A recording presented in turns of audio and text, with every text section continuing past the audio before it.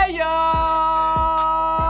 Welcome back. What's poppin', y'all? It's your boy Jeremy. And your boy Jay. Back for another episode of Beren Bois, Bekius. Beren, Bois, Bekius.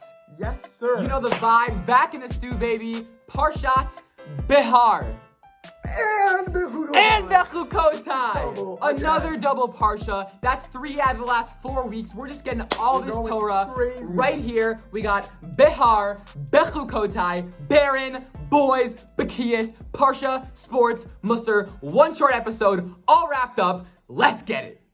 Let's get right into it. On the mountain of Sinai, God communicates to Moshe the laws of the Shemitah year, the sabbatical year. Every 7th year, all work on the land should stop, and its produce becomes free for the taking for all, both man and beast. So, man and beast.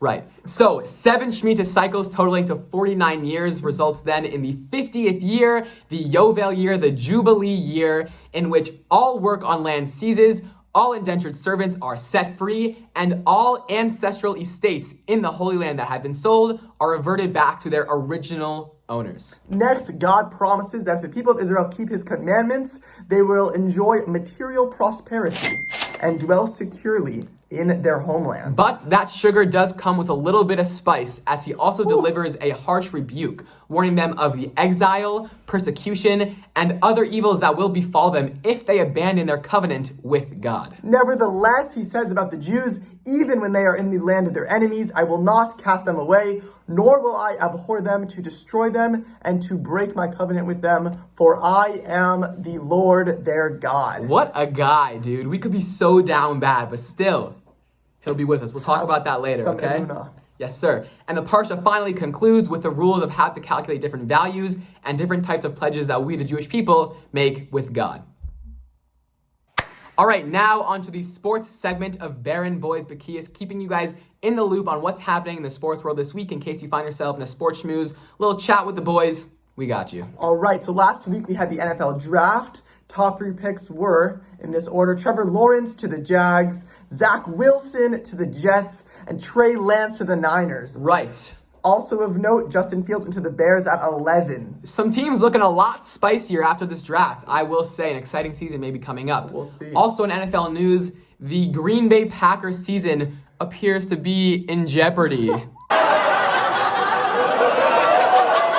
As Aaron Rodgers, their MVP winning, Super Bowl winning, star quarterback, wants out of Green Bay. He is not happy, okay? He is presumably out of there beginning next season. We'll see what happens. And in the NBA, it's looking like a Blazers, Warriors, and Grizzlies Spurs for the play-in tournament. And the Celtics, Hornets, and Pacers, Wizards matchup in the East, looking like a potentially very exciting play-in tournament and eventually playoffs in the NBA. And that's about it.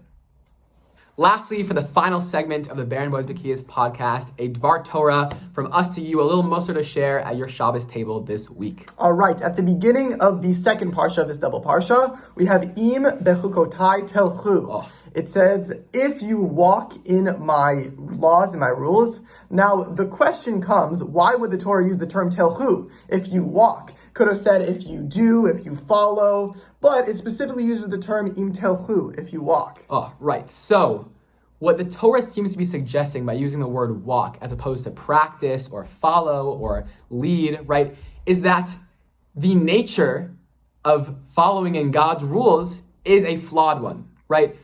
Walking, telchu, the natural state of walking, is a physical process, which in turn comes with natural stumbling blocks, right? When you're walking, sometimes you trip and fall, sometimes you slip, sometimes you walk too fast, sometimes too slow, right? But it is an imperfect way of moving. And what is that saying? Is that so too when we're following the mitzvot and practicing God's laws, we will be imperfect. God does not expect us to achieve perfection in doing his craft and doing his mitzvot. He expects us to be human and do it the natural way, right? And even when we fall, even when we slip and tumble, or we go too fast or too slow, even then we are still in that process of following his laws and can never go to a point where we've gone too far, right? It's a natural physical process, and that's what God is telling us. Right, if you remember from before, we talked about how even if we go down, we lose, God will not cast us away. God is there for us, will always be there for us. And of course, we have the famous phrase from Rabbi Nachman, Ein shum yeush ba'olam klal, right? Which means what? That at no point in this world is it ever acceptable to give up, because you're never too far deep, you're never too down bad to repent and communicate again with God, right? And so the reason the Torah uses telchu is because it's a natural process, right? God expects you to slip and fall. He expects you to make mistakes. He expects it to be natural. But nevertheless, keep your mind dedicated, keep that emunah, and have belief that eventually things will work out. And so as we go into this Shabbos, don't run into those mitzvot, but walk. Take your natural process. Go along with it. You may slip, you may fall. Get back up. Keep trying. Go pursue those mitzvot. Go learn some Torah. And until next time, peace.